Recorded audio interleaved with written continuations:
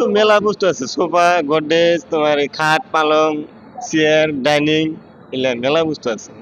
কিন্তু আমি তো জানি, কালকে তো দোকানই খুললে, আজকে বন্ধ আছে। এটা আমি তো হবে ফোন করলো না, আমি তো জানি না, আমি তো বাইরে গেছিলাম। আরো জানি খাট, পালং এগুলো সব আছে, বহুত বস্তু আছে। হ্যাঁ, আৰু এটা নেফাৰ দোকান আছে।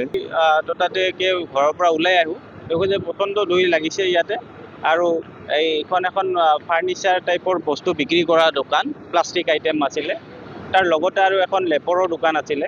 সেই দুখন পূৰা জুইত জাহ যায় গোটেইখিনি।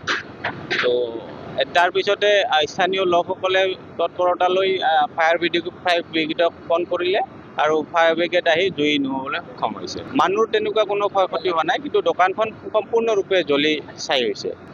সেইটো এতিয়ালৈকে আমি ক'ব পৰা নাই কি কাৰণত লাগিছে, কিন্তু ইয়াতে লগাৰ কোনো কাৰণ চ'ৰ্চ আমি দেখি পোৱা নাই, কাৰণ ইয়াৰ ওচৰত কোনো ধৰণৰ হোটেল বা ফ্লেমেবল বস্তু দোকান নাই। বাট এইটো কি কাৰণত লাগিছে সেইটো সন্দেহৰ আৱৰ্তত সম্পূৰ্ণৰূপে দোকানখন জুই ভস্মীভূত হৈছে। এইখিনি চলন্তৰ পৰা